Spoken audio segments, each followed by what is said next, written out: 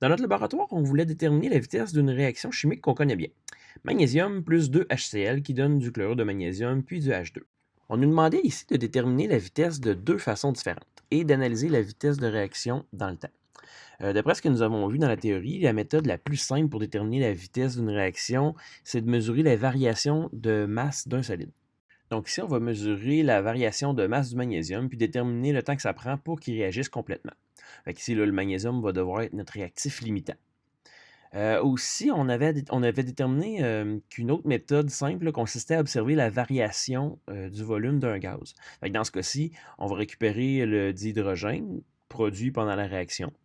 Puis en plus, ben, ça va nous permettre là, de mesurer en temps réel la variation du volume. Comme la réaction est rapide, là, ici, là, ben, soit vous, en laboratoire, vous pourrez mesurer le volume de gaz à tous les 10 secondes, là, ou inversement, par exemple, là, noter le temps à tous les 2 millilitres là, avec votre iPad en utilisant là, les tours. Comme moi, j'ai filmé l'expérience, ben, ici, là, j'ai noté les temps à tous les 2 millilitres.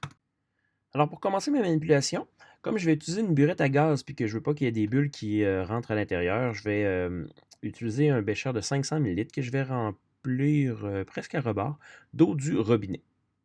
Ensuite de ça, je vais préparer mon magnésium. Je ne peux pas ici peser mon magnésium, j'ai pas de balance assez précise. Alors, ce qu'on a fait, on a pris 1 mètre de magnésium et on l'a pesé sur la balance. On a obtenu une masse de 1,88 g, comme vous pouvez voir derrière.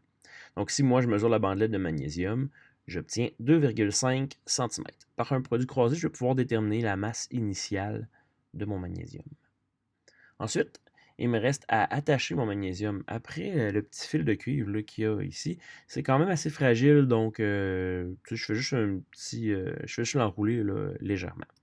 Alors, on peut voir le résultat. Je le retourne ici là, simplement là, pour être sûr là, que ça va tenir lorsque je vais le mettre dans la burette à gaz. Ensuite, on mesure 10 ml de HCl à 6 mol par litre dans mon cylindre gradué. Vous allez voir, là, si vous faites le calcul du nombre de moles d'acide que j'ai mis en contact avec le nombre de moles de magnésium, vous allez pouvoir constater que l'acide est largement en excès. C'est normal, on veut que tout le magnésium réagisse. Je mets délicatement l'acide dans la burette à gaz. Ensuite, ce que je vais faire, je vais rajouter de l'eau distillée dans la burette avec le flacon laveur. Je m'arrange là pour pas que le bec du flacon laveur touche l'intérieur de la burette, question de ne pas le contaminer là, avec de l'acide pour nos prochaines expériences. Il faut s'assurer qu'il n'y ait aucune bulle de gaz dans notre burette. Donc, quand on rajoute l'eau, là, voyez-vous, là, on s'arrange pour que le ménisque là, déborde là, de la burette. Ensuite, je mets le bouchon. C'est sûr que ça va couler un peu, là, mais on ne s'inquiète pas, c'est de l'eau puisque l'acide est au fond. Je mets mon doigt sur le trou du bouchon pour pas qu'il y ait de bulle de gaz qui rentre. Et je mets ma burette à gaz dans mon bécher d'eau que j'avais préparé. J'installe là mon support universel. Puis là, ici, j'attends que les bulles commencent à apparaître. Voyez-vous, j'en ai ici. Alors, je démarre le chronomètre. Vous allez voir, au départ, c'est quand même assez long avant que ça commence à réagir. Alors, j'ai accéléré la vitesse là, par 4, question que la vidéo ne soit pas trop longue.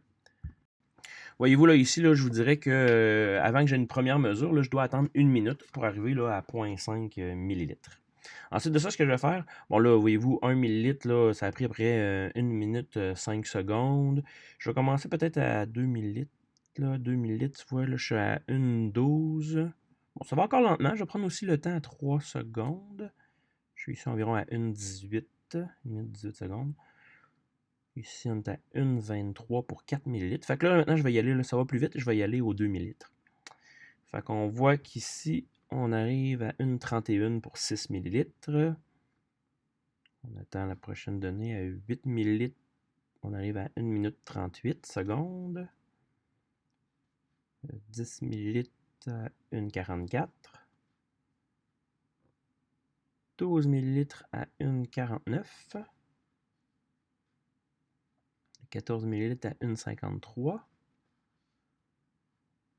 16 millilitres à 1 minute 58. 18 millilitres à 2 minutes 3. 20 millilitres à 2 minutes 7. 22 millilitres à 2 minutes 11. 24 millilitres à 2 minutes 15.